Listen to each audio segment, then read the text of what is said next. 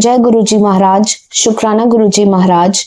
With folded hands and gratitude in my heart, I bow to the lotus feet of our beloved Guruji. With His divine grace and due permission, I would like to start the reading of chapter 9 from the divine book, Blessing Ready for Divinity by Commander Uncle. Guruji's lotus feet, bless Gurgaon. A milestone moment awaited us in 2006. It was sometime towards the end of the year 2005 that I felt this urge to request Guruji Maharaj to come to Gurgaon and bless his Sangat there. I did not have the courage to openly request him. So I spoke to Singla uncle, who told me that Guruji accepted invitations to devotees' houses and if I invited him, he may come. I thought that Guruji could come to Jalvayu Towers where I lived. It had a community center where we could welcome him. Singla uncle advised me to request Guruji. Nervous to the bones, I rehearsed my dialogues over and over again to ensure I would make the plea without fumbling. Finally, gathering courage, I went up to Maharaj and managed to speak a single sentence. Guruji, please Gurgaon mein charan dalo. Please deign to bring your lotus feet to Gurgaon. He pretty much dismissed me from his presence with a desultory wave of his hand. I was disheartened. I went back to Singla uncle and he advised me to plead my case again after some time. So I did, but Maharaj ignored the plea completely. Still, it was an improvement in that I wasn't dismissed. Few moments passed before I made the request again. On this occasion, Guruji acknowledged the request and said the Sange, a promise to let me know. Later, Guruji spoke to Singla uncle and sought his views on the matter. Singla uncle responded affirmatively and Guruji asked for me. Since it was not a Saturday, I was not at Empire Estate. I was in a club having dinner with my wife and daughters when I got this call from Singla uncle. I told uncle where I was and that it would take me 20 minutes to get down to Guruji's. Uncle spoke to Maharaj, who said I didn't have to come. Guruji instead told General Kapoor about it, but didn't mention any date for the visit. Subsequently, the team assembled again under the leadership of General Kapoor uncle as for the Clare Farm satsang and began the planning. The date we got was January 28, 2006. And it was going to be a public function. You can imagine our excitement. We checked out many venues. Finally, Mehta uncle, a senior devotee, secured Library Park next to the Huda Gymkhana Club as the venue for this public function. It was also very close to the Delhi-Jaipur highway. Guruji approved the venue and also directed that the satsang should begin by 11 in the morning. Guruji also asked me to prepare an invitation card to be distributed amongst the Sangat. I went to my office, got hold of a ream of yellow A4 size papers, put the material on the computer and took the prints. No jazzy stuff. I then went to Maharaj, showed him the draft and received his approval. Invitations were printed at the office and distributed in accordance with Maharaj's directions. I felt he liked the idea of printed invites. Subsequently, I was asked to repeat the seva for the Mahashivratri function that was due a month or so later.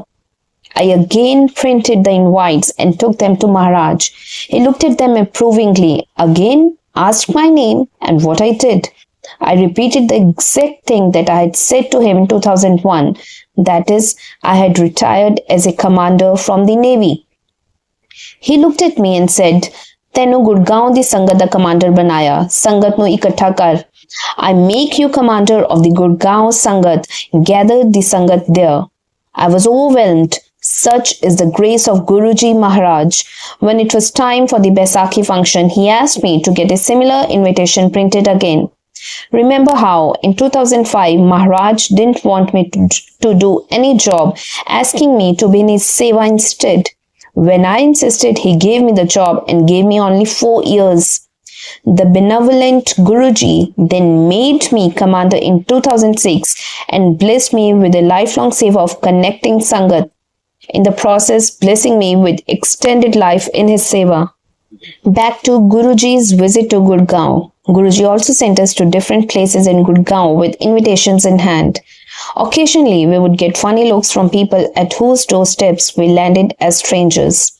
We went to all kinds of places, but none of the people looked like they were going to come. We focused on doing our seva and moved on.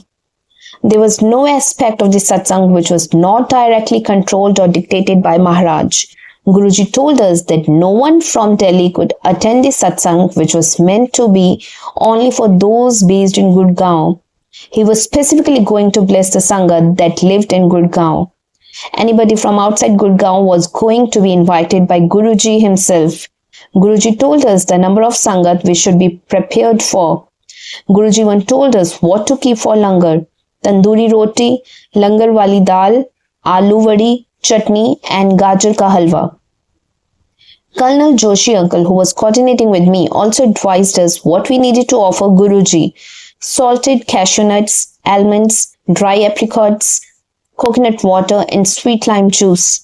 I was excited with the thought that it was going to be my seva for my Guruji. I had prayed to Maharaj for this seva and so it was.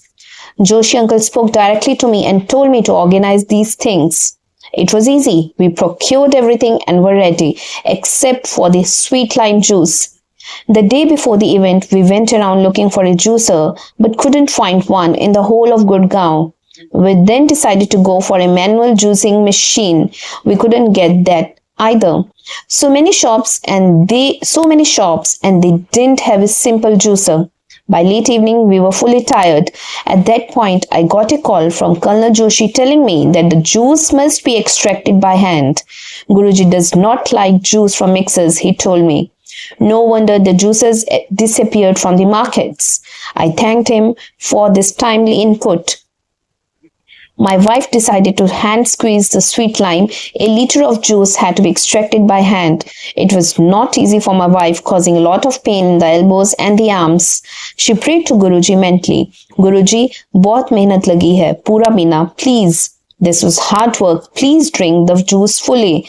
The juice was put in a freezer along with a kilo of ice.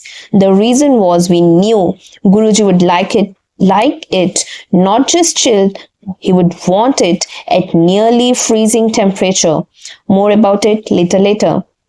We received detailed instructions from Guruji on how to go about doing the aarti as well. The diya had to be brought from Madan uncle's place, but the aarti had to be prepped by my wife, Commander Auntie. To decide who would offer the aarti, we opted for a lottery system. We asked those who wanted to offer the devotional light to Guruji to write their names on a slip and put it in a box. A young child was then asked to take out 9 slips.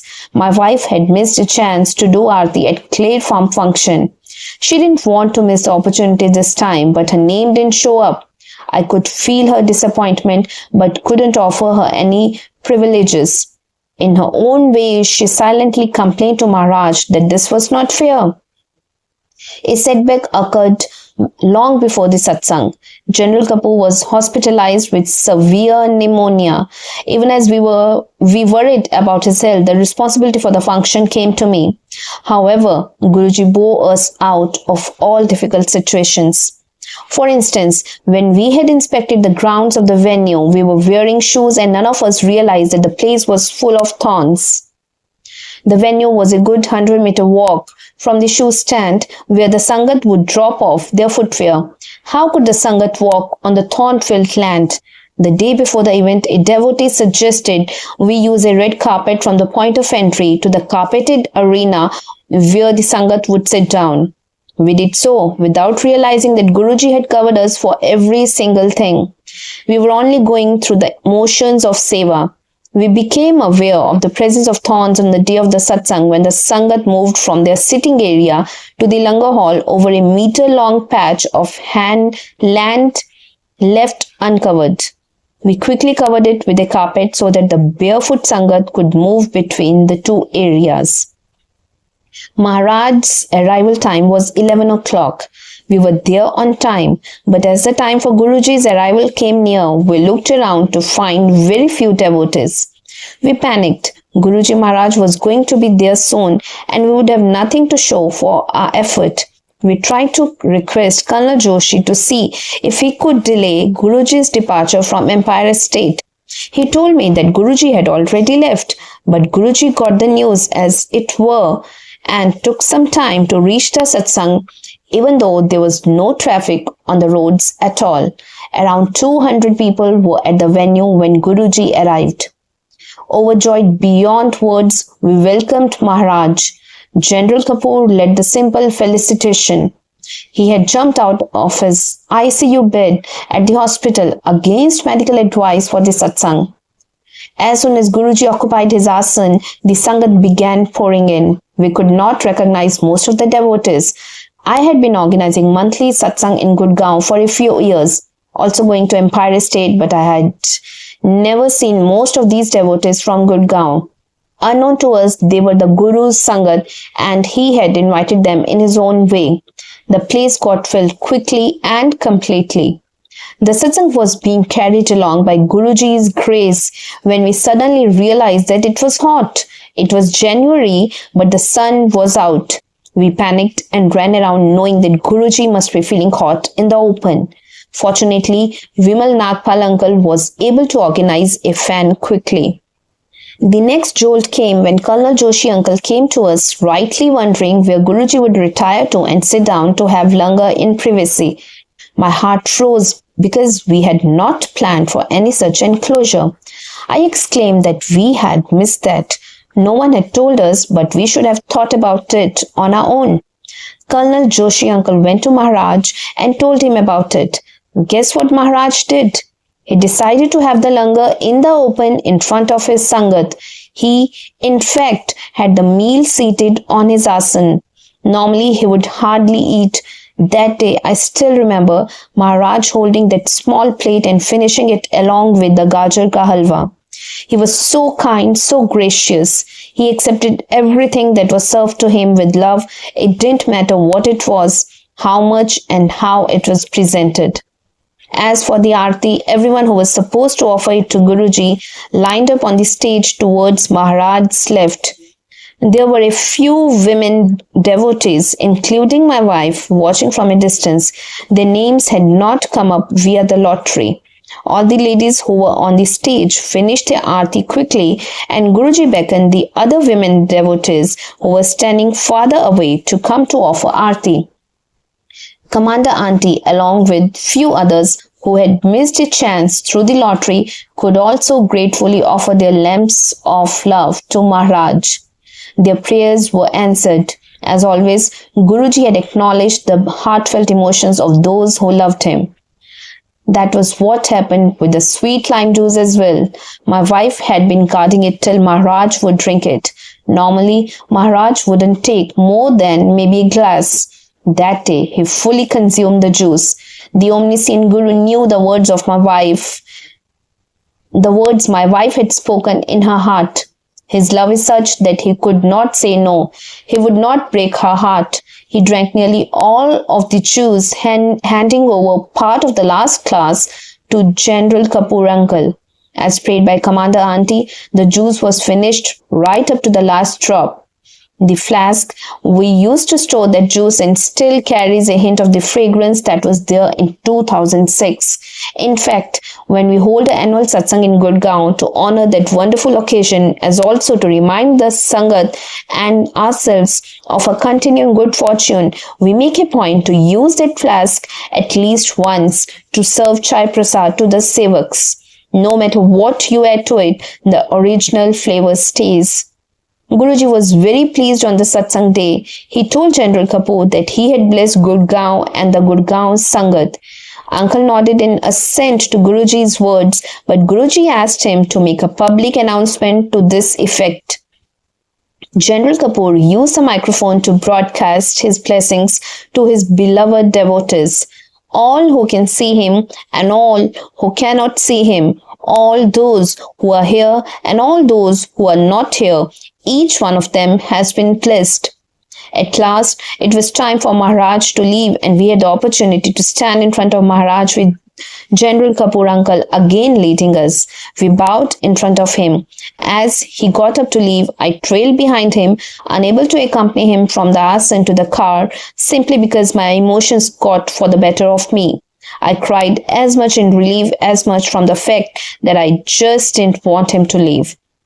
There was another emotional moment for me that blessed day. I had lost my mother in 1999.